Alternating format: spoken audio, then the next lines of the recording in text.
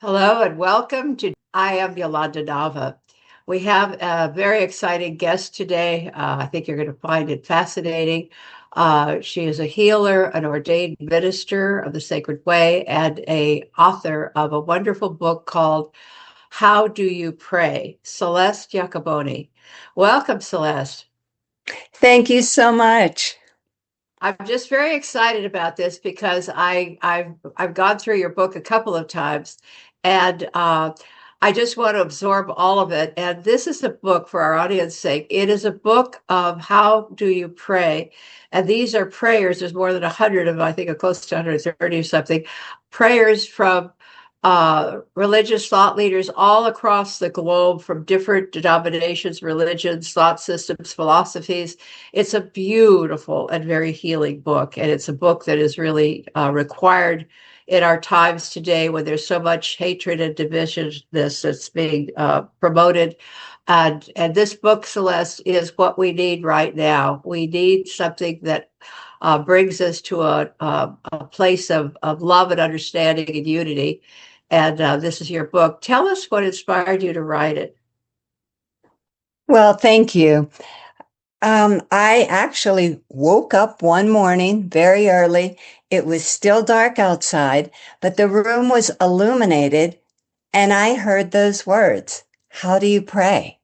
And the voice went on, "Is it in an hour a week at a designated place of worship? Or do you take your prayers out to the streets? Do you pray like your parents, culture, or tribe? Or do you have another way? Do you pray to God? Or do you have another special name or no name at all?" And by this time, I took a pen and a notebook from my bedside table and started writing this. And it was, as you mentioned, so inclusive. I was actually having these visuals of people all over the world, some barefoot, dancing on the earth, singing, praying, kneeling, just everything. And it took me a couple days to really integrate. And I knew that would be my journey for some time, asking that question. And it has been, and to myself as well. Well, it's a wonderful concept, and I think of when I was reading and I was thinking of the phrase "pray without ceasing." And what does that mean? Because a lot of times prayers have been considered very rote. You would repeat certain words, and if you didn't repeat them in that way, you weren't going to have the right connection with God, Yahweh, Allah, Yahweh, whatever we want to call the divine source. And there are many words for it. And I'm an interfaither, so I explored and read and uh, tried to learn and engage with different religions and philosophies. So I'm very moved by your book because it is so inspired. It's so expansive, and the concepts are so beautiful. And it's right there in one place, that we could just look at and draw from. And this kind of book is something that we would keep close to our bedside, like you say, and have with paper and pencil, perhaps, because we might get inspired to think about new ways to pray or new ideas or concepts that we want to send out into the universe and to whatever we call our creator, because there are many names for source or the divine or whatever we want to choose to call. So I find this a very powerful tool to expand our awareness and our consciousness. So you were, let's say, divinely inspired. You got a message that this was something that you were to do. You realized that you were being given an idea, a message, a project, so to speak. You're on a divine mission. But you've been a healer. You've been engaged in the art of healing, using different, Asian, Indian, Chinese, and other modalities. What have you explored, and how has that healing practice, using alternative, now called alternative practices, shaped your life? Well, it has in a big way, because as you mentioned before, praying without ceasing, how does that happen? I find that it happens with the breath. And through this body work that I do, mostly abdominal massage, working the energy of the internal organs, working the viscera, the emotional holding that we store there. We process everything, every uh, experience in life. And if we don't process it or digest it, it's held. Maybe it's too scary to, or we're just unable to at the time. We hold it in our bodies. So by working the energy of the internal organs around the navel, it facilitates this emotional release. It also creates space and increases the breathing and the circulation. So I'm feeling more and more this sacredness of the body. So many of us now are giving up our houses of worship, maybe that we grew up in. Our families had a certain religion that isn't working for us. So we're finding our own path and we're finding our own way, and we're seekers. We want connection. We want connection with each other, with the divine, and with ourselves. I find it with the breath. In times of trouble, when we forget to breathe and we're up here in our heads, by inviting the breath down into our guts, right? And I'll share my experience this morning. I woke up to a text that a friend had suddenly passed. His wife said he left his body at 2:30 a.m. I was so in shock. I sat there and I knew my power place is the breath. And I started to breathe. And I may have sat there breathing for an hour, but I didn't want to leave my body and to go into shock. I wanted to really stay in my body, in myself, to feel that and to say my own prayers and sending love to them both. So I think the body is teaching me so much now. This is our temple of worship, Yes. the body. Well, it's fascinating you say this and talking about, friends, family, people that we care about and love, making their transitions. And I had a friend that just passed, and I didn't know it. But the last time we talked, we had this extremely deep conversation. I've known him since I was 46. That's a long time ago. And we've been friends all those years. And I think I was in love with him for 10 years. We just talked on the phone for 10 years. We live in different states. And I had called him in January because I was going to be speaking not far from where he lives in southern New Mexico. And I was going to, and he would invited me to come and stay at one of the guest houses, and which I've done in the past. And so he said, well, just call the office and, let them know the details and I'll save space for you. Well, I called him on his birthday on February 15th, and there was no answer, went to voicemail. I thought, well, he's busy. He's got a lot of calls. And I was really busy with a lot of tech issues, and I couldn't do a lot of things on my phone. And so I would call periodically, and I would get, voicemails full. And I just didn't have time to go beyond that. But I had a feeling after our conversation that this was going to be our last conversation, because it was about an hour and a half, and it was very profound and very deep. And we shared some things, that were very, very deep, and it was just a very unusual conversation. And so I found out, I kept calling, and finally the other day, a couple of weeks ago, I called the studio. He's an artist. And I called the studio, and it was disconnected as well. And the cell phone was disconnected. And I said, no, no, no, please don't let this be. And then I contacted a newspaper in his area, and sure enough, there was a memorial service to be held that next day. So it's the day I found him, for sure. And so it's interesting that we have these connections, and that we have to be open to all of it, and then hold it. And I know I tend to stop breathing a lot.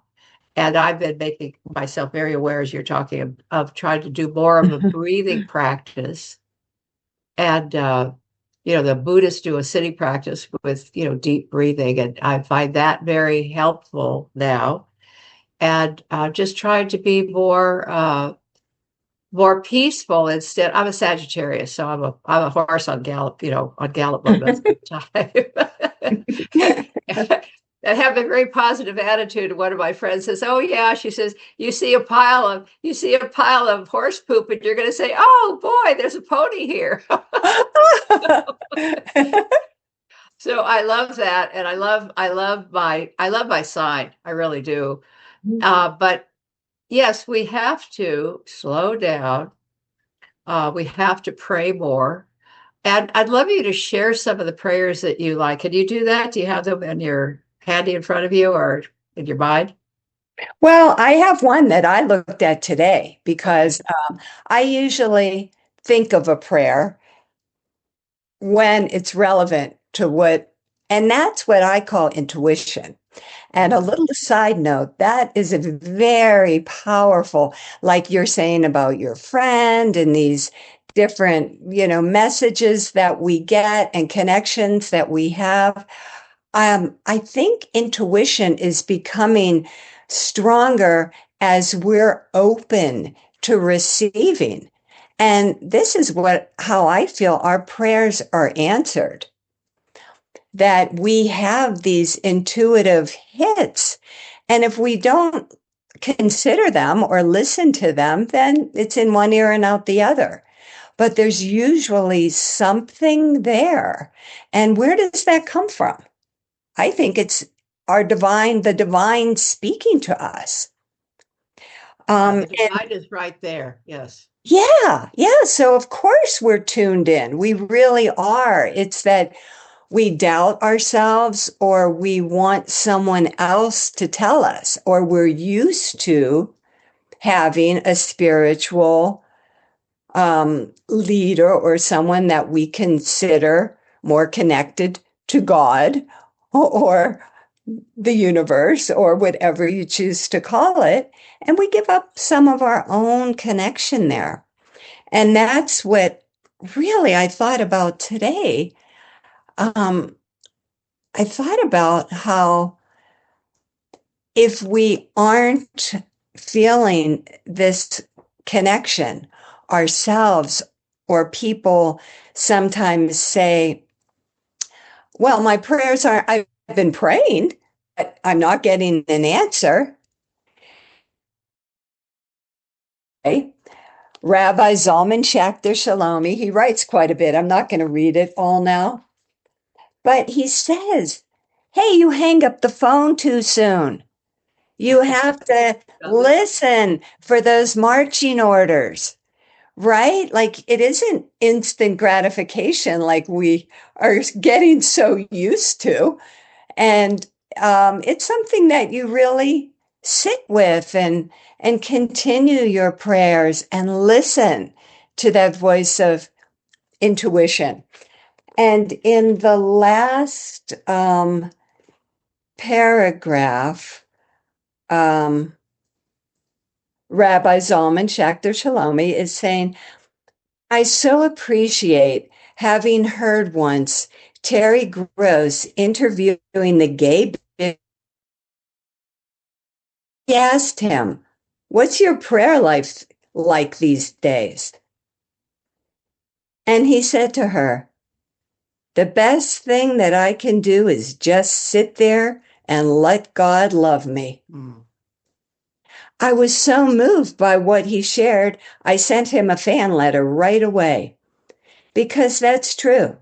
We all say, God so loved the world, God loves me, Jesus loves me, and so on. But we hardly ever sit down and let ourselves be loved. That's Mm. become part of my practice too. Well, the intuition is very important, and I'm blessed with intuition. And as a journalist, I've seen things more than I'd like to see, but I've seen things, and I have instincts that I can, I could get things that I'm wondering why more people aren't connecting the dots. And Mhm. it's just abstract news, and not putting it all together to make it something that we can deal with and respond to. Or how do we respond? Because we can be manipulated by what we're bombarded with rather than leading the dance with the divine, and figuring out how do we respond. And yet we're doing it. The nation is activated. It's very exciting to see all of this. What are you talking about? What is that, like the divine salon, or the salon of the sacred or the spirit? Well, On Sacred Way is actually kind of an overview.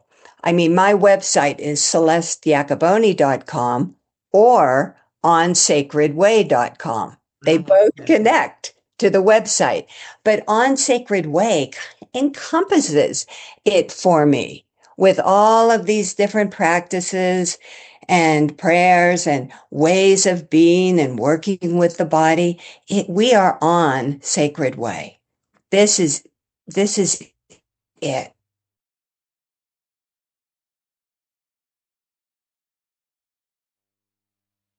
That I put together. It actually started during COVID, and I had salons for women called The Voice of the Feminine, where we got together because I work so much with women, and I would begin to hear story after story about how women weren't being heard. They weren't feeling like they were heard in their community, in their household. So I was bringing women together in what I called salons, where we could talk about this. We could share our stories. And I found these things, these insecurities. They thought it was their own hangup that they had. But no, it was something that we were all experiencing, and a lot to do with conversational dynamics in the household, in the workplace. Women just weren't heard equally to men. So this is how these salons started. And they were so successful and wonderful and powerful and healing that I kept that framework, that form, and then started doing other things. I called the lotus plant, my power animal or my plant animal. So I had Becoming the Lotus salons, where how I relate to it is we blossom not in spite of the mud, but because of the mud. All that muck and grit of life makes us who we are and makes us blossom, stand strong, rise. So the lotus is very powerful for me. And I created a lotus qigong, a movement form of lotus. I have lotus readings from different spiritual books and poetry. I have a beautiful lotus oil. If we're in person, I anoint. And so the lotus was a salon. And now I am working on another salon. This will be a longer Sanctuary of Embodiment for women this time. And it will be a 3-month program. So that is in the works. I will keep you posted on that. I would love that. I find this all fascinating because I've been exposed to a lot of this, over the course of my adult life. I've really been on a path, and I was fortunate to have a mother who was in divine science, and so I learned God is love, I learned uh, about the power of prayer, and that prayer can meet every human need. And so I was raised with these concepts, and so they are embedded in me because I was so young. I started Sunday school at the age of 3, and I was playing the organ in Sunday school when I was in high school. And I've stayed in New Thought, over the years, just in my own study. But the salon's interesting you mentioned that, because I've been attending the salon for the spiritually creative life in Pasadena since 2000. I Mm, presented my book, It's All the Beholders there, and I've been doing that off and on and attending it when I can on Sunday mornings when they hold it, because I go to regular church. So sometimes I, mix up my Sunday and do a few other different things. But the concept of a salon is very powerful. mhm. And during the early 1900s, Mabel Dodge Lujan used to hold salons that were that she hosted activists and wobblies and labor leaders and Margaret Sanger and all of these radicals that were operating in the early part of writers and thinkers that were operating in the early part of the 20th century. She made quite a mark. And Wow. she lived in Santa Fe. You may be aware Yeah. of her. She has a home in Taos that you would still tour. Yes. Yeah, they hold retreats there. But I found her, she's a wonderful role model, and I just love what she's done. And she's out there. She's continues to drive a lot of us, I'm sure, that have been influenced by her radical life, and radical in the very best sense of the word, because sometimes we do have to be radical to make things happen. But Hmm. the and passion is radical. Love. You know, praying without ceasing is a radical concept, but it's and enlivening. But this is all fascinating, and so I see that you've got a number of different platforms that integrate all of these different activities that you're engaged with. Talk a little bit more about qigong and how that works. Well, it's a very old, I mean, even older than um, when it first started to surface or be recorded. Um, People were in touch with the earth. People looked at nature as their teacher. They were guided by nature, of course. And all the indigenous people and the original peoples and um, so they had a natural movement that circulated energy in their body from the earth, the sky, the elements all around them. And they moved this way. They didn't know it was Qigong or a martial arts form or yoga. This is what they developed as part of nature, just like a tree stretches its branches or animals shake a certain way. Um, so it's really powerful. I think um, language has really shrunk things. When we talk about things, we shrink them into words. But when we experience things, they're miraculous, like all of nature, like a bird flying, a flower blooming, being with someone in communication and actually understanding each other by these sounds that we're making. Right? I mean, it's truly awesome.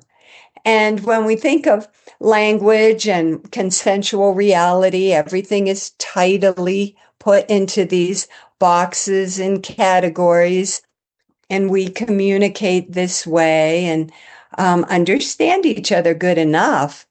But wow, we really miss a lot of the magic. And I think that's, well, what I like to call prayerness. It isn't necessarily even saying a prayer, but being in that essence of the sacred everywhere in every little thing that we take for granted as ordinary because it happens every day or it's no big deal. But yeah, so I like to think out of the box and beyond words. So when I move and do qigong or any kind of forms, even stretching, without a form, but moving the body in a certain way, I like to exaggerate it and see what really feels good. Like, oh, I need that big stretch. And wow, isn't that amazing? My arms are out. I'm reaching up towards the sun, Yeah. welcoming the morning sun. And so we kind of can create our own forms of qigong or movement or body prayer. So it's really powerful and fun. Well, I've witnessed Qigong. They offered us a class at the Braille Institute when we had one open here in Palm Springs. And it was a fascinating exercise. I really loved it. And the fellow that was teaching it, officially his mother was a teacher, but he would sneak in the back door and teach the class. And he had been the martial arts teacher for Chuck Norris, who does all those fabulous movies, walking up the wall and everything else that he would do in those movies. And he invited some of us to visit with him, after class. And there was one gentleman who was in a wheelchair who had not walked in I don't know how long. And the teacher just said to him, "Well, stand up and take a few steps." And he did. Wow. It was amazing. And so I found all of that fascinating. And then he brought in those big singing bowls. These were the big brass ones from China. You're not supposed to have in this country. And Mhm. he snuck it in the back door, and he played it for us. And of course, that the singing bowls are something that we use here at the spiritual center that I attend. They have one night where they do the singing bowls, and Sunday mornings before the service they have singing bowls. It's beautiful, and there's Mhm. so many different uh, spiritual arts and practices that we don't always know in traditional religions, although they all have beautiful processes and practices. You mentioned one, the way of joy. What is that about? The way of joy. Uh, Yes. well, feeling my own joy. Mhm. I don't know specifically a form, the way of joy, other than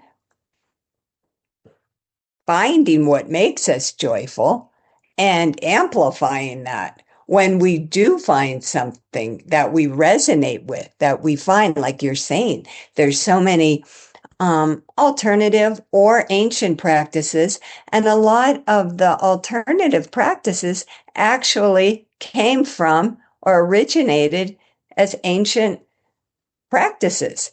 They've just morphed a bit and become more new agey now.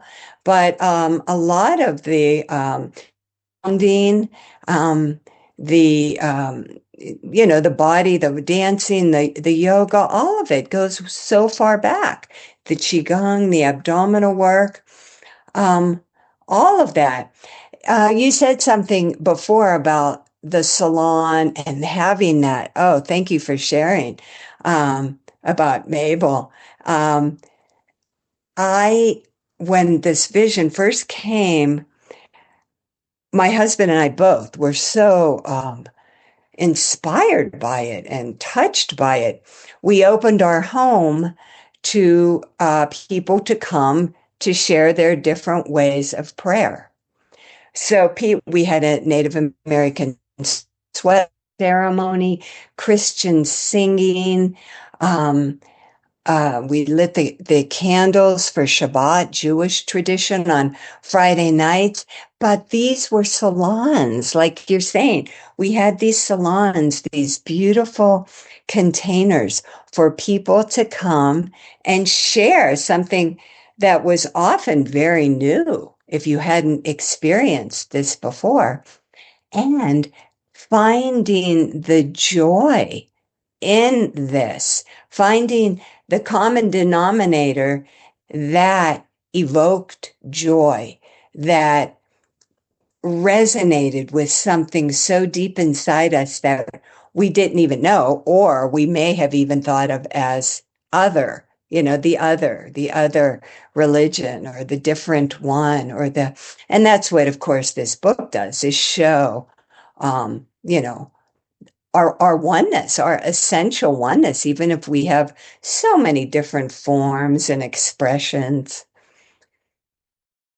Well, these are, I think about one of the things I used to do when I did yoga. I have to take it up again.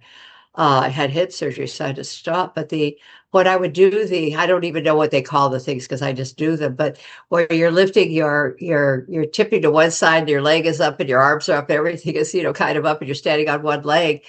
And I just felt like, I mean, I said, I just felt like I was in touch with spirit. It was just a wonderful feeling. And I would just say, spirit body, open up, because I'm feeling wide open, in this precarious position, trying to balance. And I have to get back to that because it was a very joyous experience just to feel all that energy moving, moving throughout the body. And then way back when I lived in Los Angeles, there was a huge Jewish community there. And I'd go to weddings and, and functions, and we would, dance the horror, and it was so much fun and so enlivening. I loved it as opposed to being in a church where it was more sedate, I love that about the Jewish religion. I love that about the Greeks and the Armenians because we have festivals here in Palm Springs and you have all their great food and then you have their music and you're dancing and it's just so lovely. And I think the combination of dancing, like the whirling dervishes and doing the various folk dances and things like that are really very invigorating and enriching. They really are wonderful. Dance is a wonderful thing to do, I think, just to enjoy the tango or the waltz or any forms of dance, rock, whatever it is. Uh, all of these practices that you have developed, you also have done a great deal of work with the breast. What does that signify? That the breast. Well, the breast is another area where women hold a lot because the breasts are taboo. They have to be hidden. They have to be secured in bras and sometimes, tight, supportive clothing and hidden. And so there's really, this armoring that goes around, as well as sometimes some kind of judgment about sexuality as being bad or, flaunting or overly sexual or it isn't a good thing. So women ingest all of this and do not have a relationship with their breasts and pretty much hide them away and often really restrictive gear. And look at all of the breast cancer now. And it's, wow, I don't think those are separate things. I think this is part of the same. So breast massage is so powerful. Physically, of course, it increases circulation and it drains the lymph. The lymph fluid in the body does not have a pump like the blood in the cardiovascular system has a heart to pump the blood and move it. The lymphatic system has no pump. So it relies on muscle movement, moving, to move this lymph, the toxins from the cells to the lymph nodes and eliminate it. So this is very powerful, having this massage, and it's a big step for a woman to come into a very safe and sacred space, disrobe. They're draped except for the breast that I'm working on, but to trust another woman to touch them this way. So it's a real big thing. And now women are getting or have gotten breast implants. Now they're getting them out. I mean, some women are just getting them in. Some women had them in and are getting them removed. Some women are having reconstructive after surgeries. And there's so many different situations where breast massage is so valuable. Of course, it's the heart chakra as well. This whole area is the heart. And it's where our seat of emotions and feelings, as well as the abdomen.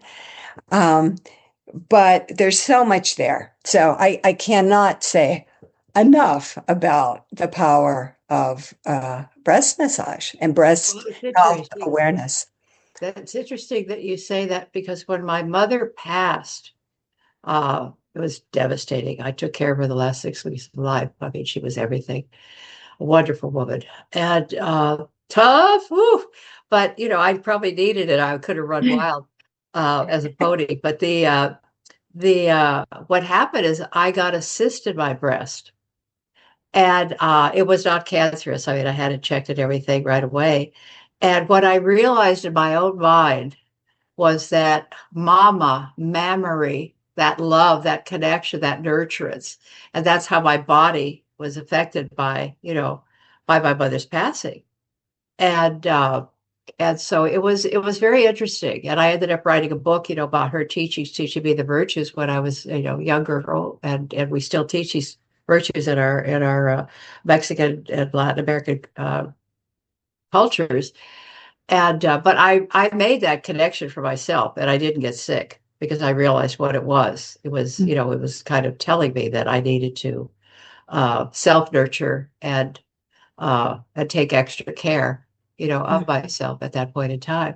It's just interesting, and I feel very grateful and I'm enjoying what you're saying so much because I feel very connected to everything that you're saying, because I've been experiencing a lot of this over the decades of my life. And it is very powerful. And we do need to contact more and connect more with that feminine energy. The Dalai Lama has said that it will be the women who will save the world. And I think this is very true because we've been shut out and shut down. And yet we've had these ancient traditions and practices where the women were the sages. And that wisdom was considered a feminine aspect. And I love Carl Jung because he does draw from both the masculine and the feminine, and it has nothing to do with gender. These are qualities of spirit, and she, Shinoda Boland's, goddesses in every woman and gods in every man. These are very precious teachings, and I think we need to bring them more into the world because we've taken a wrong tact in terms of women, and our place in the world is being politically set backwards. And yet we are the power and the force for good in the world because we are the nurturers, we are the mothers, we are, as Dalai Lama said, we are the future, and we are the power. I agree. And we are all holding the masculine and feminine. These are polarities of the same thread. So it isn't men, women, either or against, but women are the nurturers. As you said, women held the culture, the clans together.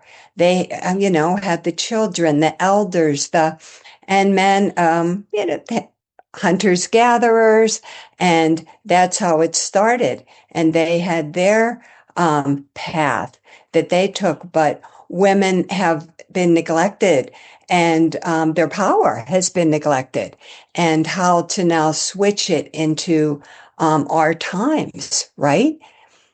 How to have women in government, in the boardroom, in situations of community, of power, of yeah. And then we need to exercise that sacred power, that spiritual.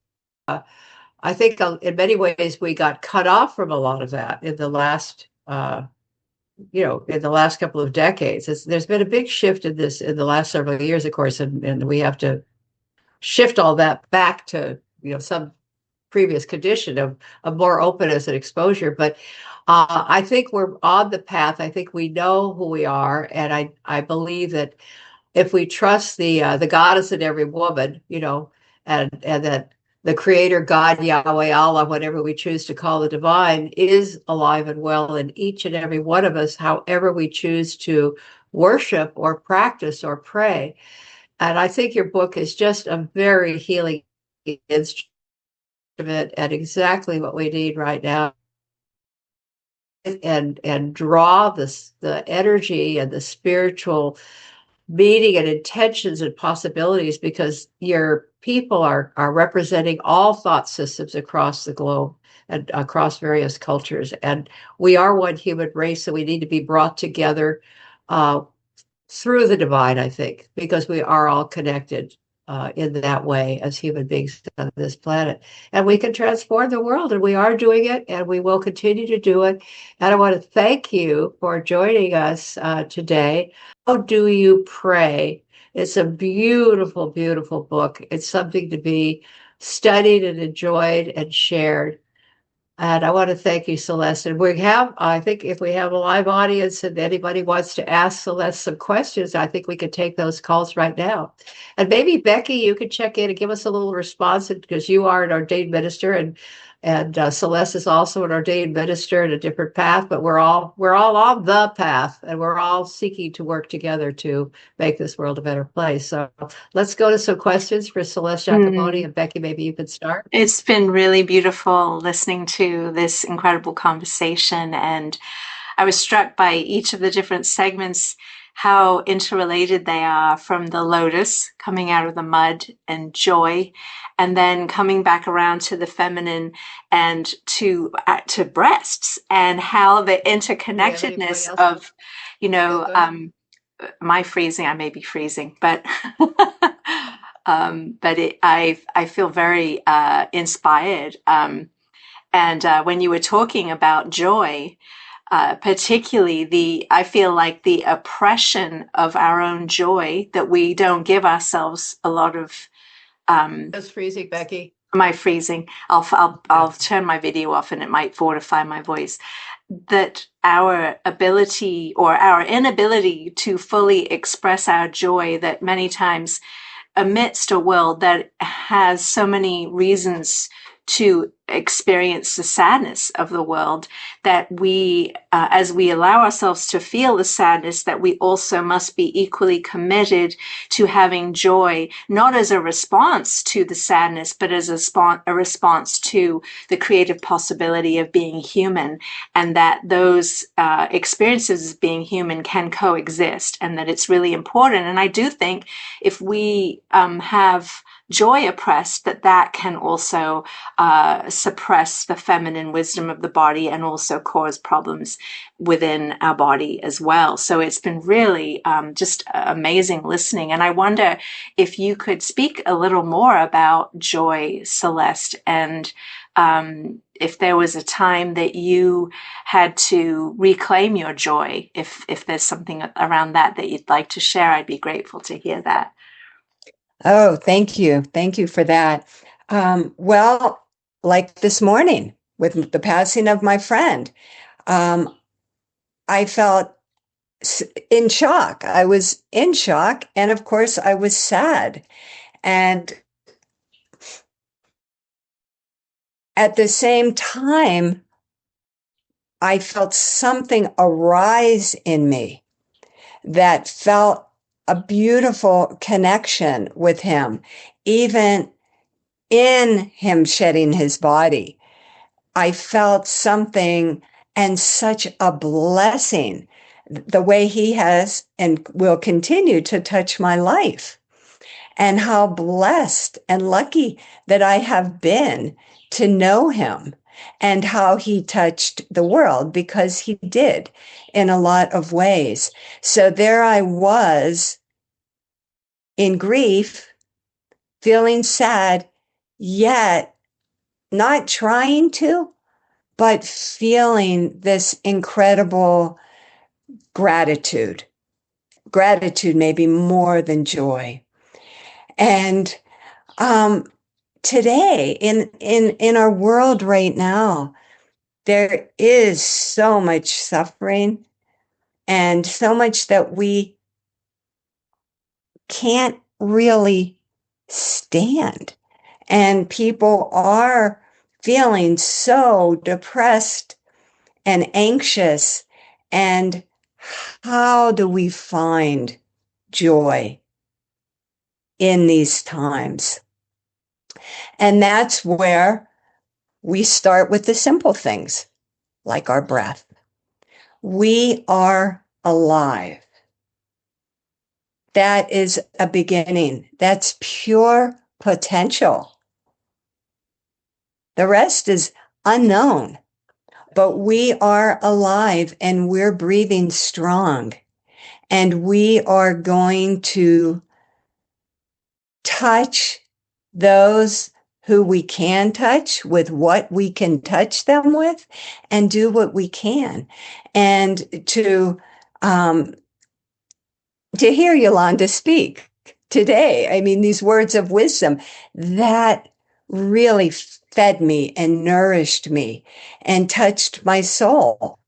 And reading the prayers, 129 different people, 2 of them are proclaimed atheists. They don't believe in God, but they shared their ways of prayer.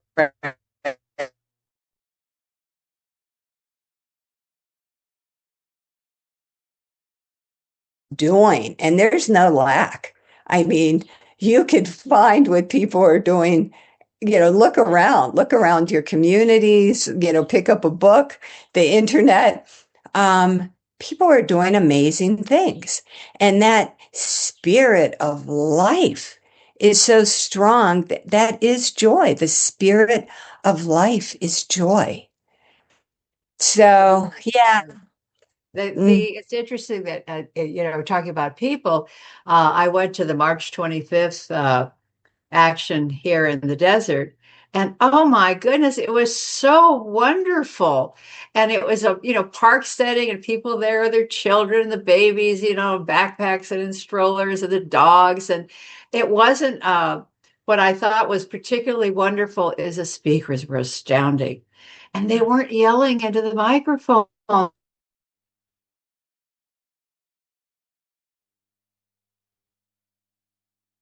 And it was just a glorious, really lovely, wonderful day of sharing. I had a great time. And then we went out for Jewish food afterwards. I'd love to have my lox of cream cheese or my chopped liver and Dr. Brown's cream soda. And my daughter teases me, she says, "You're really a Jew, mother," because, I love those foods. And it was just, we went to the Manhattan Deli in the desert. I think that's the name of it. They've changed hands now. But it was just a joyous day.